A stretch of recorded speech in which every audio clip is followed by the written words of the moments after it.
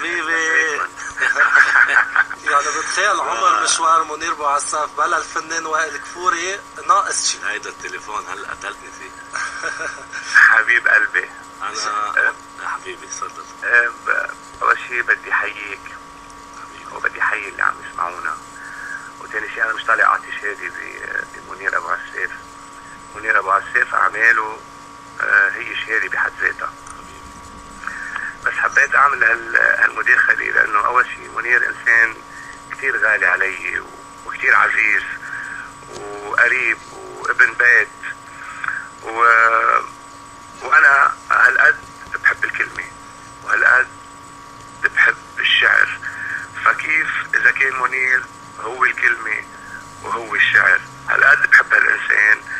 بالفعل اعطى كثير من ذاته ومن حياته وما زال عم يعطي، وبدي ادعي لك بالصحه والعافيه لانه يمكن الفن بلاك ما بيسوى شيء. يا حبيب قلبي لك معلش انا انتبه، انا بعتبر حالي سيد الكلمه يعني، بس قدام تليفون وائل هلأني واول مره هيك بطلع مداخله بيطلع وائل يعني بيسكت الحكي وبيعزز قدام اللي قاله هو. انا مش بدي اتشكره، انا بدي اعتبر انه هذا اللي قاله هلا وائل كفوري عني اهم شهاده اخذتها من حدا هالقد مهم، وبدي اقول انه انا بكتب وائل ووائل بغني منير، يعني هذه شغله صدق بقول قدام كل العالم، وبقول انه انا مش اطراء ولا مديحا بوائل كفوري، هيدا واقع.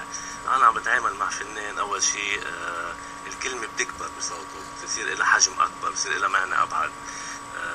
فنان في جواته شعر كتير مهم، في جواته صدق كتير مهم، في تمرس بالعالم الفني، في شاعر كمان وائل عنده خواطر، عنده أكيد. كتابات اكيد يعني انا بفش خلقي معه، يعني انا بسمعه نص لوائل كفوري قبل ما يتلحن بيسمع النصوص بيقول لي ها بلحنها فلان وها بلحنها فلان، يعني ما في هيك بكلمات نصوصك لك بغير، هو بيكتب وانا بغني اللي بده اياه بصير هو لانه لك حبيبي وحياتك انا عن جد انا يعني رايي الشخصي نحن كلنا بحاجه لك، وحتى الفن بحاجه لامثالك، لانه بالفعل اليوم صار في هالموجه اللي عم نسمعها، هالموجه الهابطه جدا جدا جدا جدا، فانت من الاشخاص اللي بنبسط اقعد معهم وبكبر فيهم، وبالفعل هي بالفعل مش حكي، مش عم نطلع نحكي نظريات على الهواء، هيدي الحقيقه.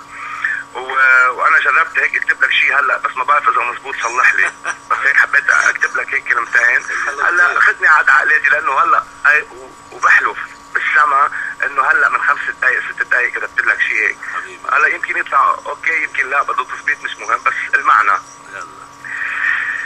ابو عساف اسمه له رني، ابو عساف اسمه له رني، واسمحوا لي الاهل فيه والكون هني.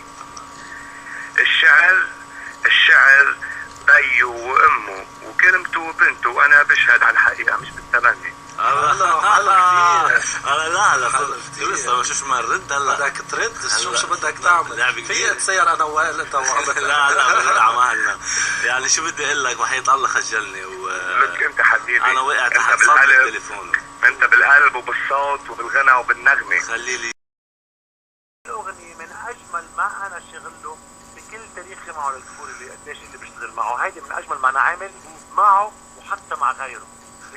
احلى من ضميرك مرتاح بالنسبه لإلي، غير ما بدك من الاخر يكون صريح معك، ايه احلى، لانه فيها عناصر، يعني اذا كان من كلمه وان كان من توزيع وان كان من لحن اعمق، كل مره بيكون العمل درامي، ان كان الالبوم كله مستواه رائع يعني، وبعتقد بناطر هيدا الالبوم ما حتكون نظرته على الفاضي، يعني مستوى كتير حلو، اختيارات كتير حلوه، عم بحكي عن الالبوم كله اللي انا سمعته طبعا. فان شاء الله خير، هي مش اول مره، مش اول تعاون مع وائل، ومش اول مره انا ومنير مع وائل بنعمل شيء، مش اول نجاحات يعني مش اول نجاحات مع وائل،